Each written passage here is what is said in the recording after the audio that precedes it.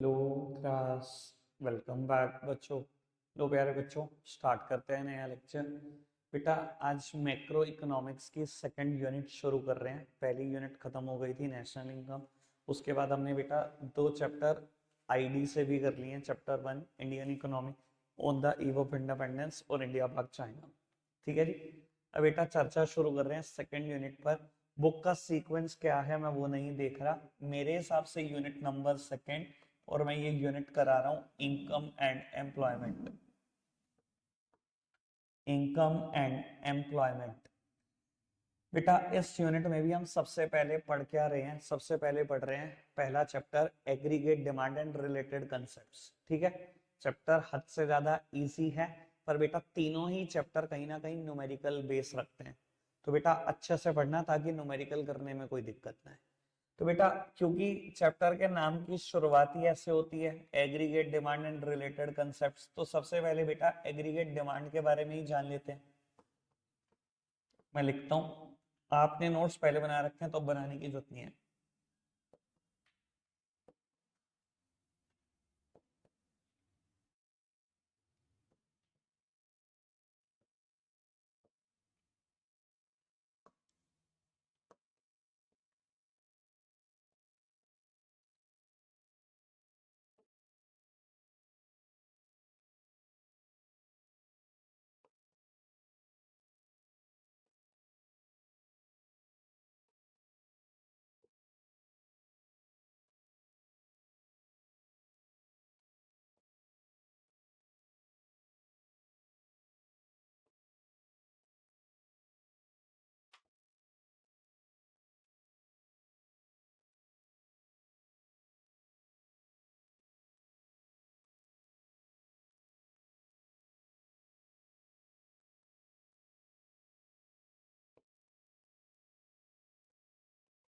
चलो जी, मैंने aggregate demand की डेफिनेशन लिखी है बेटा। डिफाइन करते हैं, अब इसको समझते हैं अच्छे से। बेटा हो सकता है आप रट के लिख दो, पर बेटा समझ के करोगे तो ज्यादा आसान होगा। ठीक है ना, कंपेटेंसी बेस्ड क्वेश्चन बहुत आने लगे हैं आजकल, तो बेटा उसके लिहाज से समझना बहुत जरूरी है। अब कहता है एग्रीगेट डिमांड है क्या। सबसे पहली बात मैं आपको बता देता हूँ, एग्रीगेट डिमांड में बेटा एक वर्ड है। पहले मैं पूरा पढ़ देता हूँ चलो। It refers to the total value of all the goods and service which all the sector of an economy are planning to buy at a given level of income during a given period. बेटा एक word आता है aggregate demand के definition में, planning to bye. सबसे पहले तो बात ये समझ लो, प्लानिंग टू बाय वर्ड है, किसी ने खरीद नहीं लिया सामान, यानी कि it is not the actual demand. अभी तो प्लान ही कर रहे हैं कि बाय करेंगे। ठीक है जी।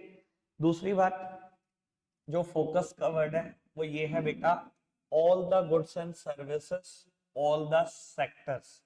देखो आपने ना इंडिविजुअल डिमांड पढ़ा है 11th क्लास में, मार्केट डिमांड भी पढ़ा है 11th क्लास में, यहां हम पढ़ रहे हैं एग्रीगेट डिमांड। फर्क क्या होता है बेटा? इंडिविजुअल डिमांड में ना वन सिंगल गुड्स की बात होती है, एक सिंगल गुड्स या सर्विस की बात हो रही है, और एक सिंगल कंज्यूमर की बात हो रही है। मार्केट डिमांड क्या होती है? जहां वन सिंगल गुड्स की बात होती है लेकिन दुनिया के सारे कंज्यूमर्स की बात होती है। और एग्रीगेट डिमांड क्या होती है? जहां भैया सबकी बात हो रही है, सारे के सारे गुड्स एंड सर्विस की बात हो रही है, और दुनिया के सारे कंज्यूमर्स की बात हो रही है। यही फर्क है बेटा, बस। ठीक है ना जी। बेटा इन दोनों को माइक्रो इकोनॉमिक्स में पढ़ते थे, कभी पता है आपको कि क्यों पढ़ते थे? पता नहीं आपने ढंग से वहां पर इस चीज को फोकस किया कि नहीं। माइक्रो में बेटा ये जो आई है ना, ये इंडिविजुअल एलिमेंट, इंडिविजुअल एस्पेक्ट की बात करता है। मैक्रो में ये जो ए है ना बेटा, ये एग्रीगेट की बात करता है। यहाँ क्योंकि एक ही गुड्स या सर्विस की बात थी, इसलिए हम इसको माइक्रो में निपटा देते हैं। क्योंकि हम यहाँ बात कर रहे हैं दुनिया के सारे गुड्स एंड सर्विसेज की। अब भैया ये कोई माइक्रो चीज तो है नहीं, मैं कोई ये गुड की तो बात ही नहीं कर रहा हूँ, मैं तो सारे गुड्स एंड सर्विस की बात कर रहा हूँ दुनिया के। ये कोई माइक्रो चीज है? ये तो बड़ा एस्पेक्ट है ना बेटा, इसको हम मैक्रो में पढ़ रहे हैं। समझ में आती है बात? मेरा इससे कोई वास्ता नहीं है, ये 11th में हो चुका, मैं सिर्फ एग्रीगेट डिमांड पर ही। ठीक है जी। अब समझ में आता है ये वर्ड क्यों लिखे गए, all the goods and service, all the sector of an economy. ठीक है, पहला वर्ड मैंने क्लियर किया, planning to buy all the goods and service, all the sector clear करा। अब एक काम की बात बेटा, एक और वर्ड लिखा हुआ है यहाँ पर, eight a given level of income.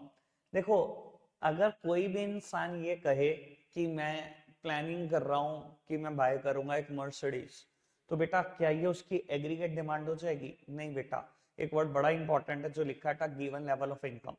मान लो बेटा एक इंसान 10,000 रुपए महीना कमाता है और वो कहता है I am planning to buy Mercedes. ठीक है जी, अब आप सोचो कि प्लानिंग टू बाय वर्ड है, सेटिस्फाई है, लिख दो एग्रीगेट डिमांड। नहीं हो सकता बेटा, उतनी गिवन लेवल ऑफ इनकम भी तो होनी चाहिए। अगर मुकेश अंबानी जी ये कहें कि मैं मर्सिडीज बेंज बाय करूंगा इस क्लास, तो क्या उनकी गिवन लेवल ऑफ इनकम उतनी है? बेटा बिल्कुल है उनकी गिवन लेवल ऑफ इनकम। तो उनकी तो ये एग्रीगेट डिमांड में आ सकता है, किसी और नॉर्मल इंसान की एग्रीगेट डिमांड में ये नहीं हो सकता। समझ में आती है बात? और बेटा लास्ट बात, ड्यूरिंग अ गिवन पीरियड, आपको तो पता ही है हमारे लिए गिवन पीरियड क्या है। हम भैया कॉमर्स के स्टूडेंट हैं, हमारे लिए गिवन पीरियड हमेशा ही फाइनेंशियल ईयर है। ठीक है जी, तो पूरी डेफिनेशन जिस पे मैंने एनालिसिस किया, एग्रीगेट डिमांड क्या है? It refers to the total value of all the goods and service which all the sector of an economy are planning to buy at a given level of income during a particular period. ठीक है बेटा, aggregate demand को क्या मैं aggregate expenditure बोल सकता हूं?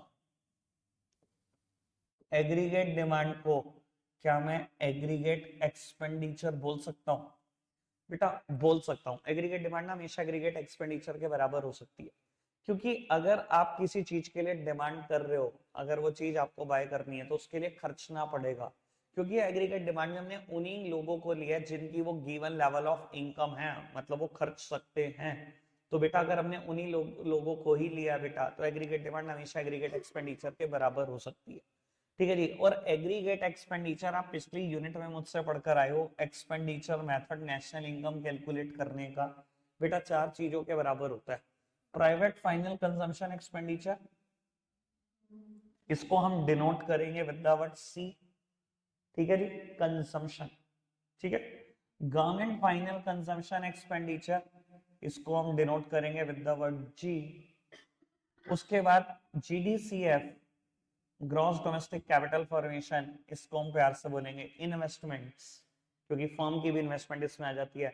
Gross residential construction investment, gross public investment, सारी इन्वेस्टमेंट इसमें आ जाती है। और बेटा नेट एक्सपोर्ट्स, जिसको हम एक्स माइनस एम से डिनोट करते हैं। अब बेटा हमारे कोर्स में जितनी भी चीजें है ना, ज्यादातर दो सेक्टर में है। ठीक है, याद करो बेटा, पहला chapter circular flow in two sector economy, 3 और 4 की तो एक्सप्लेनेशन भी मेरे कोर्स में नहीं। तो अभी मुझे कहा गया कि आपको एडी को ना दो सेक्टर में पढ़ना है। अगर मुझे दो सेक्टर में पढ़ना है तो कौन से दो सेक्टर में चूज करूंगा? हाउस होल्ड और फर्म। यानी कि ना मैं बात गवर्नमेंट की कर रहा, ना मैं बात फॉरेन सेक्टर की कर रहा। यानी कि मेरे लिए एग्रीगेट डिमांड किन दो चीजों के बराबर है? सी प्लस आई, कंजम्पशन प्लस इन्वेस्टमेंट। कोई दिक्कत कोई परेशानी तो नहीं? ठीक है बेटा, अब मैं इसका शेड्यूल और कर्व बनाने जा रहा हूं। Schedule and curve of aggregate demand. देखो, जब तक हमने माइक्रो इकोनॉमिक्स पढ़ी है ना, तब तक हम परेशान रहे हैं, इतने सारे टॉपिक और सब में एक अलग शेड्यूल। कहाँ याद करो, यूटिलिटी में अलग शेड्यूल पढ़ा, ठीक है ना जी। फिर आगे बढ़े तो डिमांड में अलग शेड्यूल पढ़ा, कॉस्ट में अलग शेड्यूल पढ़ा, रेवेन्यू में अलग शेड्यूल पढ़ा, मार्केट डिमांड मार्केट सप्लाई में अलग शेड्यूल पढ़ा, हर जगह अलग अलग शेड्यूल पढ़ते गए। ठीक है, कॉस्ट में ही कम से कम 4-5 शेड्यूल पढ़े। तो भैया बहुत परेशानी बन जाएगी ऐसे तो। पर बेटा मैक्रो इकोनॉमिक्स में ये सहूलियत की बात है, पूरे साल एक ही शेड्यूल कंटिन्यू रहेगा, बस एक, बस एक। ठीक है जी, तो बेटा मैं अब उस शेड्यूल को लिखना शुरू कर रहा हूं। आराम से इसको आज ही याद कर दो, कल का कोई मुद्दा नहीं। ठीक है, एक तरफ मैं लिख रहा हूं इनकम, कंजम्पशन और इन्वेस्टमेंट। बेटा इनकम को हम रिप्रेजेंट करते हैं वाई से। अब आप कहोगे इनकम तो आई से स्टार्ट होता है। बेटा आई ना हमने इन्वेस्टमेंट के लिए रखा हुआ है, हमेशा इन्वेस्टमेंट को आई से रिप्रेजेंट करते हैं। इनकम हमेशा किससे रिप्रेजेंट होगी? वाई से। ठीक है जी, कंजम्पशन हम रिप्रेजेंट कर रहे हैं सी से। ठीक है जी, इनकम मैंने 0 से स्टार्ट करनी है, हमेशा 100 का गैप, 0, 100, 200, 300 और 400, बस इनकम खत्म, इतनी ही लिखनी है। कंजम्पशन स्टार्ट्स विद 40, 80, 80 का गैप देते चले जाओ, 40, 80 का गैप दिया, 80 का गैप दिया, 80, 80 बढ़ाते चले जाओ बेटा। ठीक है जी, और इन्वेस्टमेंट हर लेवल पर 40। अभी मुझे बहुत सारी बातें करनी है, मैंने कुछ भी नहीं समझाया बेटा।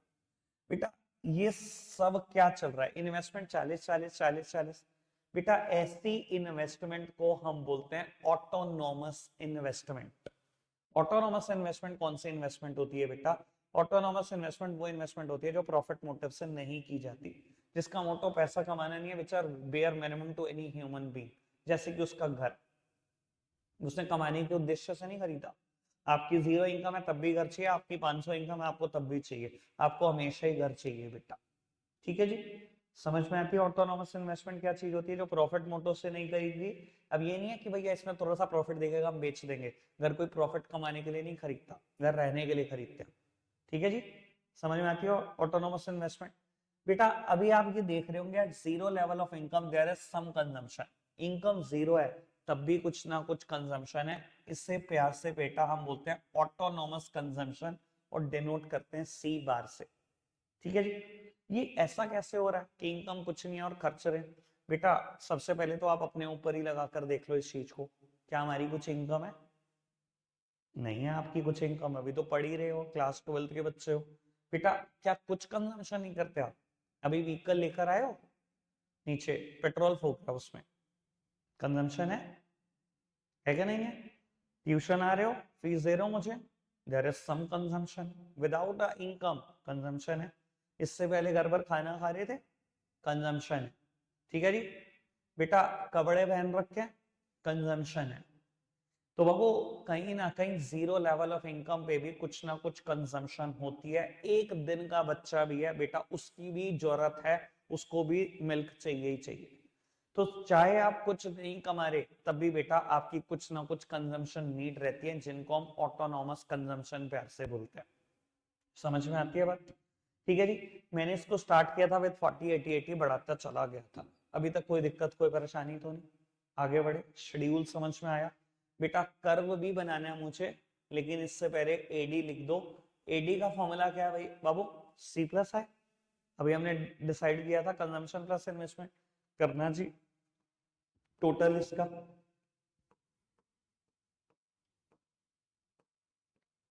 कोई दिक्कत तो नहीं? अब बेटा कर्व बनाते हैं इसका। बेटा जब भी कर्व बनाओगे, कोई भी कर्व बनाओगे, आपके लिए सबसे तगड़ी हिदायत यही है, उसको एक्सप्लेन जरूर करके आना। और एक्सप्लेन करने का ना तरीका हमेशा ये होता है, पहले और दूसरा पॉइंट हमेशा ही फिक्स है बेटा एक्सप्लेनेशन में। X axis represent this, Y axis represent this.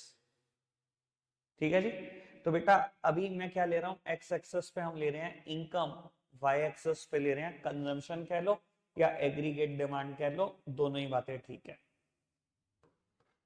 Consumption या aggregate demand. X axis represent income, Y axis represent consumption. उसके बाद आगे की बात कुछ शुरू होगी। ठीक है जी, इन्वेस्टमेंट आपने देखा at zero level of income. मैं अगर इनकम को डिनोट भी कर दूं, चलो at zero level of income investment 40 है, 100 पे भी 40 है, 200 पे भी 40 है, 300 पे भी 40 है, 400 पे भी 40 है। इन्वेस्टमेंट 40 40 40 40। तो इन्वेस्टमेंट का कर्व कैसा कैसा होता है बेटा? हमेशा देखा गया है investment curve is parallel to, and investment curve is a straight line parallel to X axis. कोई दिक्कत कोई परेशानी तो नहीं? कंजम्पशन कर्व, सबसे काम की बात बोल रहा हूं बेटा, कभी ओरिजिन से स्टार्ट मत कर देना, जीरो से स्टार्ट मत कर देना, because even at the zero level of income there is some consumption. ये जीरो कैसे हो सकता है? जब जीरो नहीं है तो बेटा ओरिजिन से स्टार्ट कैसे हो सकता है? आपको ये दिख रहा है कंजम्पशन हर इनकम पर बढ़ती चली जा रही है, बढ़ती चली जा रही है, बढ़ती चली जा रही है, कभी रुकी नहीं, रुकी ना?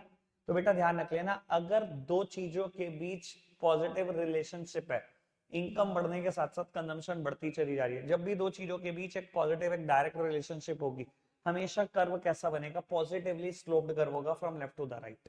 जैसे लेफ्ट से राइट की तरफ बढ़ते रहोगे, कर्व ऊपर की तरफ बढ़ता रहेगा, ये पॉजिटिवली स्लोप्ड कर्व होगा। ठीक है जी, तो वो सबसे पहली बात तो हमने डिसाइड करी कि कंजम्पशन कभी जीरो नहीं है, तो कभी बेटा ओरिजिन से शुरू नहीं हो सकता, हमेशा कहां से स्टार्ट होगा? वाई एक्सिस से स्टार्ट होगा। At zero level of income there is some consumption, और वो कंजम्पशन 40 ही है, जितनी इन्वेस्टमेंट है उतनी 40 है, उतनी है, इसलिए बेटा यही पॉइंट सेम पॉइंट है। उसके बाद ये बेटा 100 की इनकम पर 120 हुआ, कहीं 200 की इनकम पर कहीं 200 हुआ, फिर 280 हुआ, फिर 360 हुआ। यानी कि बेटा ये एक पॉजिटिवली स्लोप्ड कर्व है from left to the right. कोई दिक्कत कोई परेशानी इस बात में? समझ में आती है सारी बात? बेटा ये जो हिस्सा है इसे हम डिनोट करते हैं सी बार से, ठीक है ना? ये सी बार क्या बता रहा है? ऑटोनॉमस कंजम्पशन की जीरो इनकम पे आपने कितनी कंजम्पशन करी। मेरे हिसाब से कितनी कंजम्पशन करी? 40, ठीक है। At zero level of income कुछ ना कुछ एग्रीगेट डिमांड भी है। कितनी एग्रीगेट डिमांड? 80। अच्छा एक बात बताओ, इनकम जैसे जैसे बढ़ती चली जा रही है ये भी बढ़ता नहीं चला जा रहा? ये भी तो पॉजिटिवली स्लोप्ड कर्व होगा। दो चीजों के भी डायरेक्ट रिलेशनशिप है, तो ये कैसा कर्व होगा? Positively sloped curve from left to the right. क्या ये ओरिजिन से स्टार्ट होगा? नहीं, ये कहां से स्टार्ट हो रहा है? बाय एक्सेस से ही स्टार्ट हो रहा है। At zero level of income there is some aggregate demand. बेटा ये कर्व लगभग कुछ यहां से स्टार्ट होगा और ये कुछ कर्व ऐसा है। कोई दिक्कत कोई परेशानी तो नहीं? मैं स्केल से नहीं बना रहा, वो थोड़ा बहुत जो इशू लग रहा है वो तो लगेगा ही लगेगा। बेटा ये बात हमेशा ध्यान रख लेना, एडी और सी के बीच हमेशा एक फिक्स्ड गैप होगा और ये फिक्स्ड गैप हमेशा आई होगा। ये मैं कैसे बोल पा रहा हूँ? बेटा अभी तो हमने एक फॉर्मूला पढ़ा कि एग्रीगेट डिमांड सी प्लस आई के बराबर होती है। अगर ये मैं कह रहा हूँ एडी और सी के बीच हमेशा एक गैप होगा और वो फिक्स्ड गैप होगा और आई होगा, तो मैं गलत थोड़ी कह रहा हूँ। मैं कैसे कह सकता हूँ फिक्स्ड गैप है?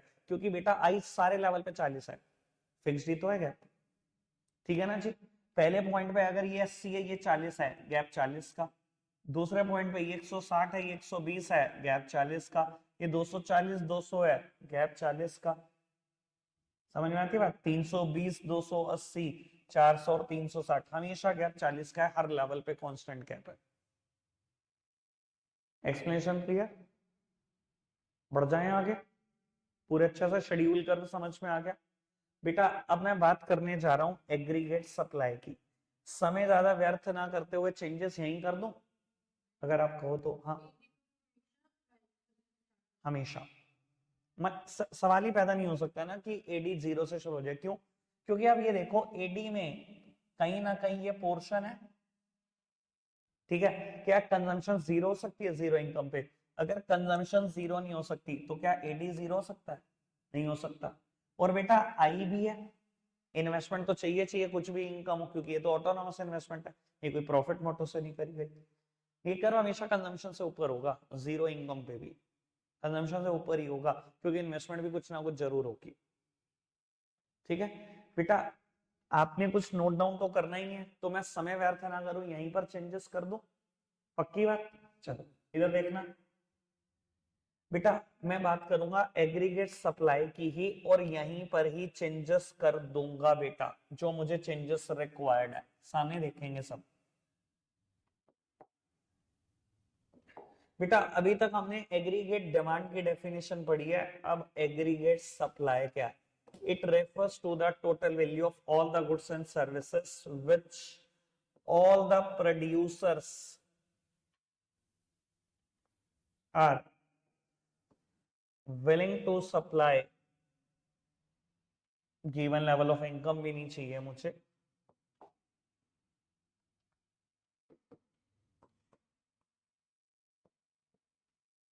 लो पुत्र बेटा, it refers to the total value of all the goods and service which all the producers are willing to supply during a given period। given period मेरे लिए अभी भी वही है बेटा जो पहले था, फाइनेंशियल ईयर 1 अप्रैल से लेकर 31 मार्च, ठीक है जी। एनालिसिस फिर वही है बेटा।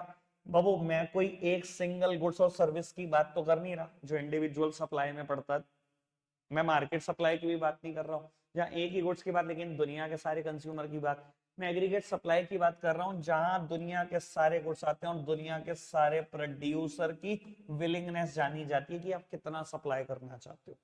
क्या ये एक्चुअल सप्लाई है बेटा? नहीं, सप्लाई कर थोड़ी दिया, अभी तो विलिंग टू सप्लाई वाली बात है। सेम एनालिसिस बेटा, जैसे एग्रीगेट डिमांड एग्रीगेट एक्सपेंडिचर के बराबर था, वैसे ही एग्रीगेट सप्लाई को मैं लिख सकता हूं। क्या एग्रीगेट सप्लाई हमेशा इनकम के बराबर है या नेशनल इनकम के बराबर है?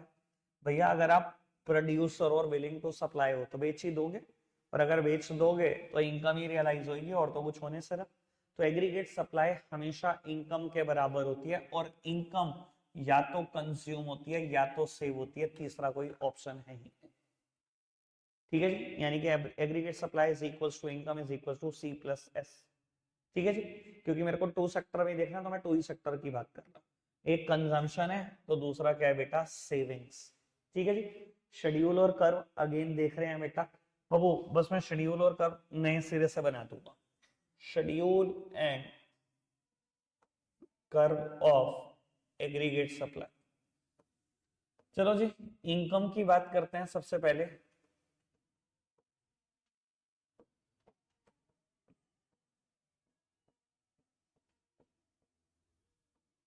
मैंने क्या बताया था कंजम्पशन कैसे कैसे लेनी है, स्टार्ट विद 40, फिर 80 80 का क्या, 40 120 200 280 360। ठीक है जी बाबू, अब सेविंग्स की बात कर लेते हैं। सेविंग्स कैसे कैलकुलेट कर सकते हैं? अभी हमने देखा था बेटा, इनकम या तो कंज्यूम होती है या तो सेव होती है। ठीक है, अगर इनकम या तो कंज्यूम होते हैं या तो सिर्फ, सेविंग कैसे निकाल सकते हैं? Income minus consumption is equal to saving. C को उधर ले गया तो माइनस में आ गया, income minus consumption is equal to saving. अब सेविंग कैसे निकाल सकते हैं? इनकम में से कंजम्पशन को माइनस कर दो।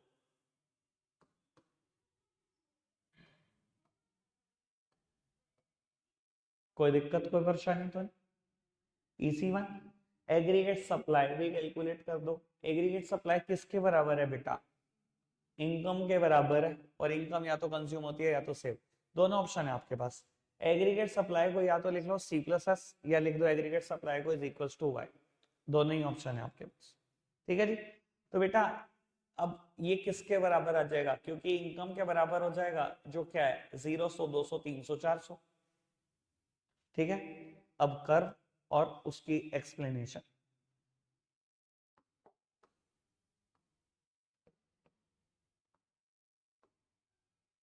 एक्स एक्सेस पे क्या लूं, करणवाल क्या लूं? एक्स एक्सेस पे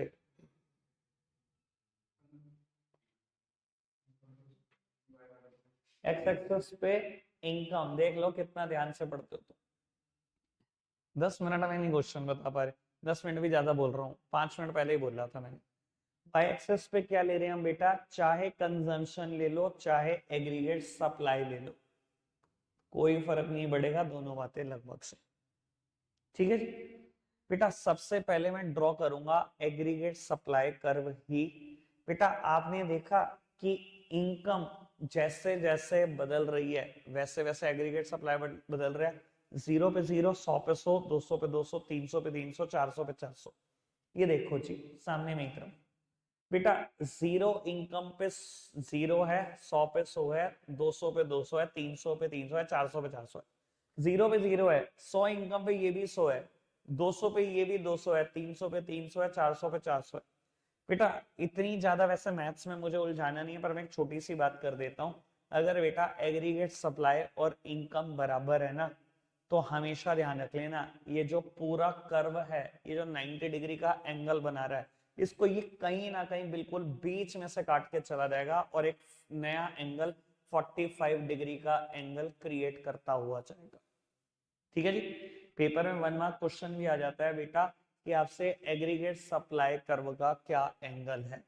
एग्रीगेट सप्लाई कर्व का क्या एंगल है बेटा? 45 डिग्री का एंगल है, बिल्कुल बीच से काटेगा बेटा। ठीक है जी, इनकम की लाइन और कंजम्पशन की लाइन को बिल्कुल बीच से काटता हुआ चला जाएगा। ठीक है जी, दूसरी बात बेटा, एक कर्व तो रेडी हो गया, अभी मैंने ना टोटल 3 कर्व की यहाँ पर बात करनी है।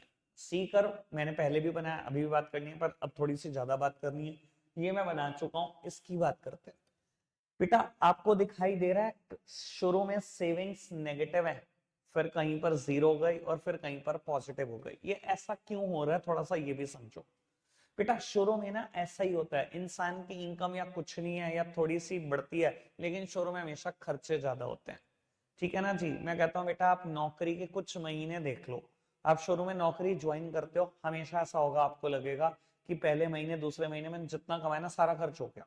शुरू के महीनों में एक्सपेंस भी ज्यादा होता है, शुरू के महीनों में उस शहर के बारे में, नए शहर के बारे में पता भी कुछ नहीं होता, मैं छोटी छोटी कम कम अमाउंट की चीजों के लिए भी ज्यादा खर्च रहा होता हूँ। शुरू में सेटल डाउन होने में टाइम लगता है, तो फ्लैट ले रहा हूँ, उसकी भी सिक्योरिटी दे रहा हूँ, वो वहां पर भी पैसे मेरे ज्यादा जा रहे हैं। शुरू में मुझे कपड़े भी बाय कर रहे हैं जॉब के लिए, ठीक है, फॉर्मल्स, वो मेरे पास नहीं थे, तो शुरू में खर्चा इसलिए भी ज्यादा होता है। बेटा शुरुआत के कुछ टाइम ऐसा होता है जहां इनकम कम होती है, हमेशा खर्चे ज्यादा होते हैं। फिर कहीं आप देखते हो कि इनकम और कंजम्पशन जाकर बराबर हो जाएंगे 2-3 महीने के बाद, और उसके बाद आप देखोगे इंसान को कल आ जाती है टाइम के बाद कि नहीं मुझे जोड़ना है, तो भैया इनकम बढ़ती जाती है, मैं खर्चे घटाता जाता हूँ, कम करता चला जाता हूँ, जोड़ना शुरू कर देता हूँ।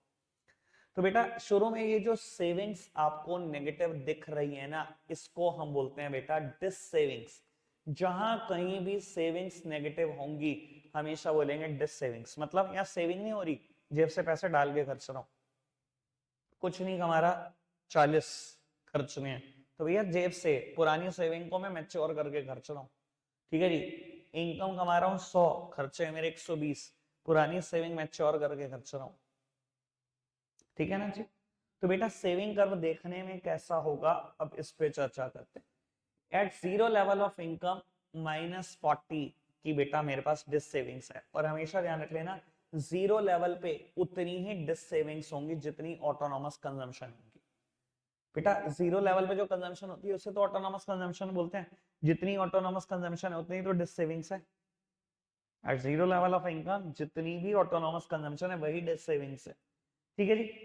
बेटा मेरी ऑटोनॉमस कंजम्पशन 40 थी, तो डिस सेविंग्स भी कितनी है, 40। फिर बेटा जब 100 इनकम है तो मेरी डिस सेविंग्स 20 है, मतलब -20 सेविंग्स। फिर कहीं बेटा सेविंग 0 हो गई, फिर कहीं 20 हो गई, फिर कहीं 40 हो गई। अच्छा ये बात समझ में आ रही है कि जैसे जैसे इनकम बढ़ती चली जा रही है सेविंग्स बढ़ती तो जा रही है, बढ़ तो रही है, तो कर्व तो ये भी कैसा होगा, पॉजिटिवली स्लोप्ड कर्व होगा। अगर दो चीजों के बीच डायरेक्ट रिलेशनशिप है तो कर्व तो हमेशा पॉजिटिवली स्लोप्ड बनेगा, ठीक है जी। लेकिन ये ध्यान रख लेना क्योंकि ये स्टार्ट माइनस फिगर से हो रहा है, तो हमेशा ये पॉइंट कहां पर होगा, वाई डैश एक्सिस पर। देखो मेरे को मैथ्स में वैसे इतना जाना नहीं है, पर कुछ चीजें अगर मैथ्स की बोलनी पड़ेंगी वो बोलनी पड़ेंगी। अगर ये वाई एक्सिस है तो या तो इसको नेगेटिव वाई एक्सिस बोल लो या वाई डैश एक्सिस बोल लो, ठीक है जी। तो सेविंग कर्व कुछ देखने में बेटा ऐसा कर्व होगा। कोई दिक्कत कोई परेशानी तो नहीं, जितनी बात बोल रहा हूँ समझ में आ रही है। और ये जो हिस्सा है बेटा सारा, ये जो हिस्सा सारा हिस्सा है, इससे हम बोलते हैं प्यार से बोल दो डिस सेविंग्स, ठीक है जी। पेपर में 3 बार क्वेश्चन आ चुका है पिछले 10 साल में, ये ओ, ये ए, ये बी। आपसे पूछा जाता है ट्राइंगल ओ ए बी क्या डिनोट करता है, डिस सेविंग्स। कोई दिक्कत तो नहीं, बात समझ में आती है इतनी पक्का से। बेटा उसके बाद कंजम्पशन कर्व मुझे आखिरी कर्व बनाना है और थोड़ी सी एक्सप्लेनेशन उसकी बतानी है, बस फिर मैं वाइंड अप की तरफ बढ़ रहा हूँ। बेटा इनिशियली कंजम्पशन ज्यादा इनकम से, फिर कहीं बराबर, और फिर कहीं कंजम्पशन कम होगी। लेकिन ये भी ध्यान रख लेना कि शुरू में कंजम्पशन है, at zero level of income there is some consumption, तो स्टार्ट ये वाई एक्सिस से ही होगा। तो बेटा स्टार्ट ये वाई एक्सिस से होगा, कहीं पर इनकम से ऊपर है, फिर कहीं इंटरसेक्शन हो गया, फिर कंजम्पशन कम हो गई। ये देखो ये कंजम्पशन का कर्व है, शुरू में इनकम 0, कंजम्पशन है, इनकम 100, कंजम्पशन 120, दोनों 200 हो गई, फिर कहीं इनकम बढ़ गई और कंजम्पशन गिर गई, ठीक है जी। समझ में आती है बात। बेटा ध्यान रखना अगर आप स्केल से बनाओगे ये दोनों पॉइंट सेम होंगे, जहां y और c बराबर होगा, जहां s इक्वल्स टू 0 होगा, इस पॉइंट को हम बोलते हैं ब्रेक इवन पॉइंट, बोलते हैं break even point. Break even point की दो प्रॉपर्टीज हैं, income is equals to consumption, s is equals to 0। और ये बात आप देख सकते हो आराम से, इनकम जहां कंजम्पशन के बराबर हो गई वहां सेविंग 0 हो गई। और यार ये फॉर्मूला भी जस्टिफाई करता है, इनकम यहाँ कंज्यूम होती है या सेव होती है। अगर y इज इक्वल टू सी होगा, कब होगा y इज इक्वल टू सी, जब ये 0 होगा तभी तो होगा। समझ में आती है ना बात। तो ब्रेक इवन पॉइंट की दो प्रॉपर्टी हैं, income is equal to consumption, s is equal to 0। दिख रही है बेटा सारी एक्सप्लेनेशन डन। माइंड अप करें, इससे ज्यादा नहीं बढ़ा सकते एक दिन में, अच्छा खासा खराब हो जाएगा करा हुआ मेहनत। ब्रेक इवन पॉइंट का पर्पस नहीं कुछ कट नहीं है भाई।